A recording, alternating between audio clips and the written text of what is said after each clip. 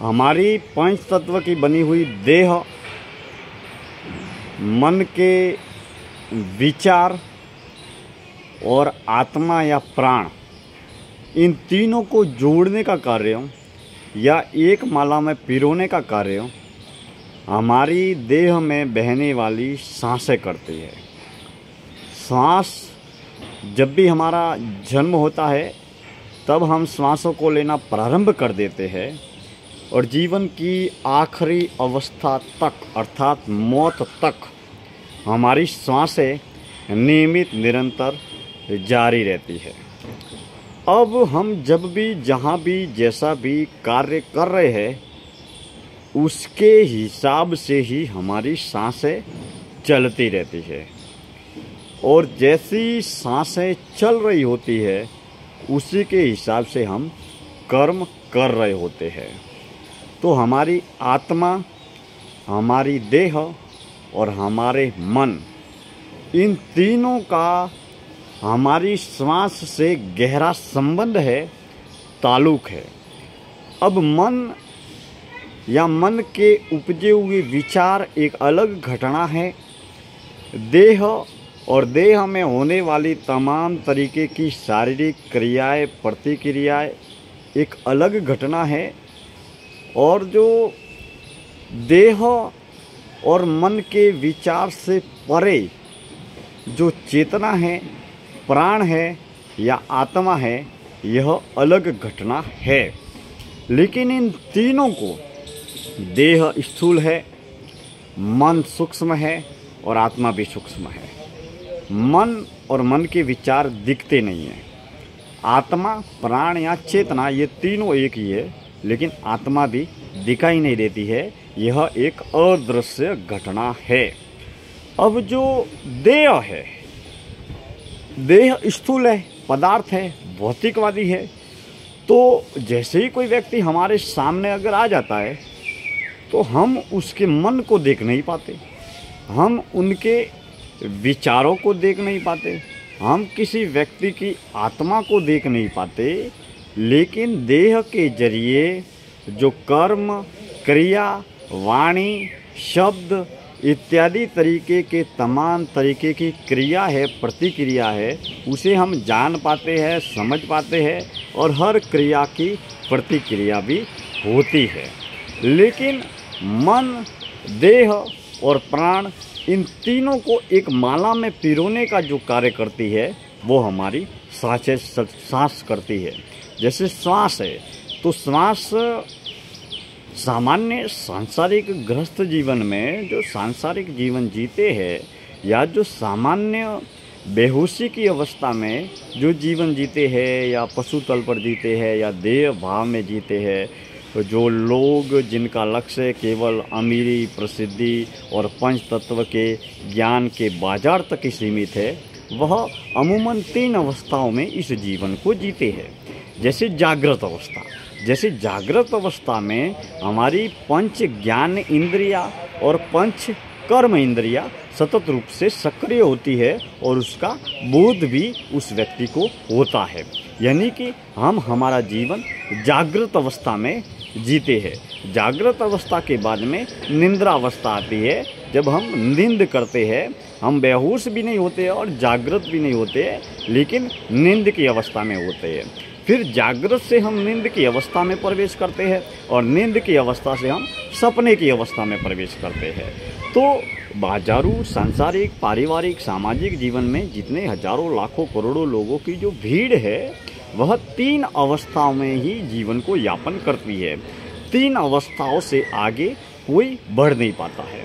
अब या बढ़ भी पाता है तो कोई साधक है, ईश्वर का उपासक है या ध्यान योगी साधक है जो मौन, ध्यान, त्याग, तपस्या इत्यादि करता है और वो धीरे धीरे धीरे करते मौन और ध्यान की अनंत गहराई में डूबते हुए, सच्ची सेवा करते हुए, सात्विक कर्म करते हुए धीरे धीरे वाणी के मौन से मन के मौन की ओर, विचारों के मौन की ओर अर्थात निर्विचार अवस्था में पहुंच जाता है। इसके बाद में साधक धीरे धीरे तुरीयावस्था और समाधि की अवस्था में पहुंच पाता है। लेकिन हम अब तक आज तक इस अवस्था को अनुभव नहीं कर पाए हैं, लेकिन बौद्धिक तल पर इस विषय में बहुत सारी बातें की जा सकती है। लेकिन जैसे जैसे हमारी जो श्वास है वो तीनों अवस्थाओं में चलती है, जागृत अवस्था में भी चल रही है, नींद की अवस्था में भी चल रही है और सपने की अवस्था में भी चल रही है। जिस तरीके की तीनों अवस्थाओं में हमारी जो सांसें चल रही है, ठीक उसी तरीके से काम, क्रोध, लोभ, मोह और अहंकार तीनों तरीके के विचार है और तीनों विचार ही विकार है।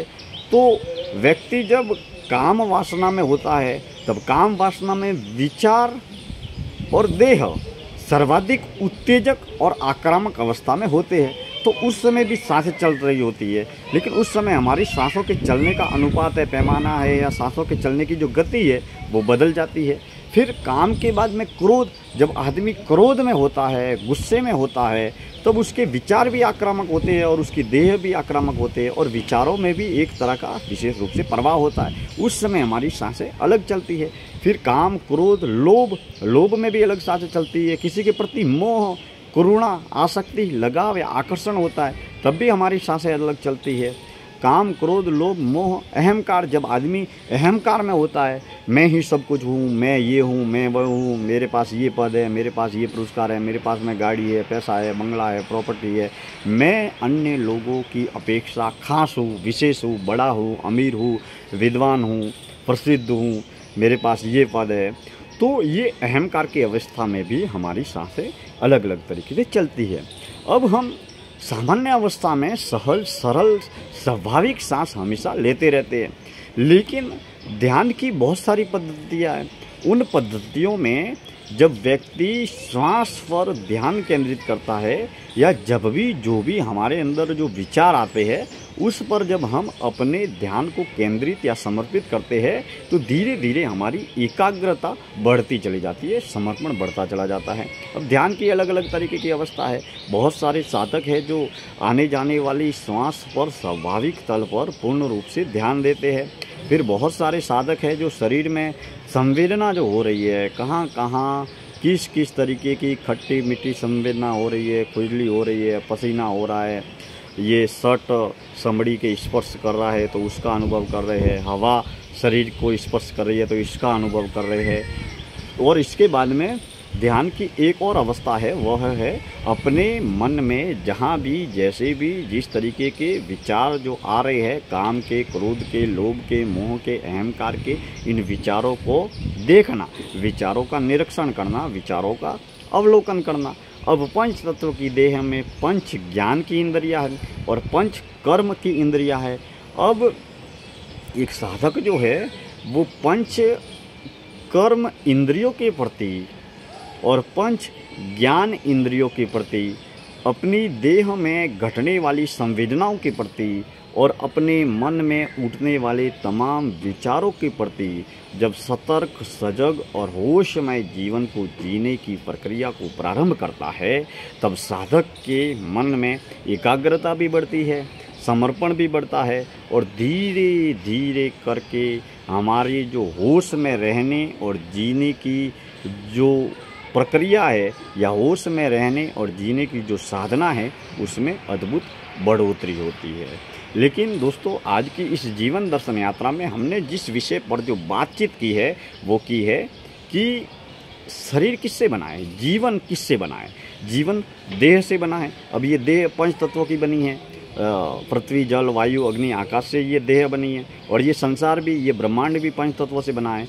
तो देह के बाद में आता है मन। अब मन जन्म के बाद में घर, परिवार, समाज, गांव, गली, मोहल्ला, धर्म, जिस वातावरण में हम पले हैं, बड़े हैं, जो पंच इंद्रियों जनित ज्ञान जो हमने हमारे मन, मस्तिष्क, दिल, दिमाग में सक्रिय किए हुआ है और पंच कर्मेंद्रियों के जरिए जिस तरीके के हमने कर्म किए हैं, लिखकर, पढ़कर, देखकर, सुनकर, बोलकर इत्यादि तरीके से हमारे मन का निर्माण हुआ है। अब जो आत्मा है, आत्मा के बारे में हम पूर्ण रूप से अनभिज्ञ है। हम या तो देह को जानते हैं या फिर मन को जानते हैं, मन के विचारों को जानते हैं।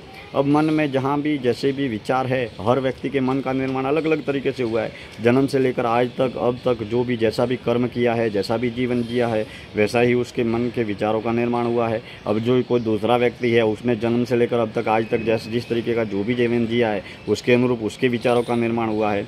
अब हर व्यक्ति के अंदर व्यक्ति एक है, संसार एक है, लेकिन व्यक्ति के अंदर जो विचारों का संसार है वो एक संसार नहीं है, वो दो भी नहीं है, दर्जन भी नहीं है, सैकड़ों हजार संसार विचारों के व्यक्ति के अंदर बने हुए हैं। व्यक्ति एक है, संसार भी एक है, लेकिन संसार के बारे में विचार भिन्न भिन्न तरीके के हैं।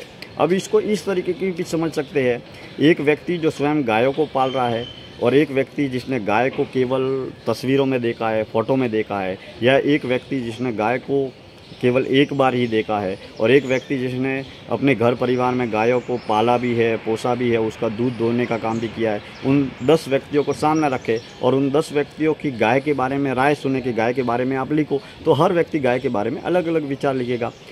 व्यक्ति अलग अलग है, व्यक्ति की देह अलग अलग है, देह की प्रक्रिया शारीरिक ढांचा एक ही है, गाय भी एक ही है, लेकिन गाय के संबंध में जो विचार है वो सबके अलग अलग है। अब गाय के बारे में जिस व्यक्ति के घर में गाय रही है, जिसने गाय को दोहने का काम किया है, जिसने गाय को घास डालने का काम किया है, वो गाय के बारे में अलग लिखेगा। कोई शहर में पला बड़ा होगा जिसने गाय को कभी देखा ही नहीं, केवल टीवी में देखा है या फोटो में देखा है, वो गाय के बारे में अलग बात लिखेगा या अलग बात कहेगा। किसी ने गाय को केवल देखा है फोटो के तौर पर, वो अलग लिखेगा। तो ज्ञान जो है वो हमारे अनुभव से घटित होता है।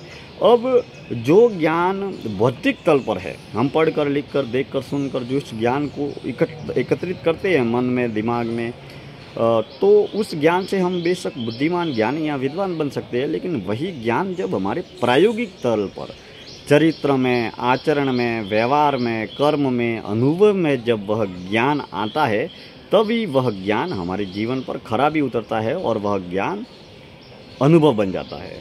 यह प्रक्रिया सामाजिक, व्यवहारिक, सांसारिक जगत में भी लागू होती है और विशेष रूप से आंतरिक आध्यात्मिक जगत में तो यह विशेष रूप से लागू होती है। वरना जीवन मात्र पंच इंद्रियों जनित लिखकर, पढ़कर, देखकर, सुनकर, बोलकर, बड़ी बड़ी किताबें पढ़ के, बड़े बड़े वक्ताओं को सुन के हम बहुत बड़े ज्ञानी, विद्वान, बुद्धिमान हो जाएंगे, सारा ज्ञान संग्रह कर लेंगे।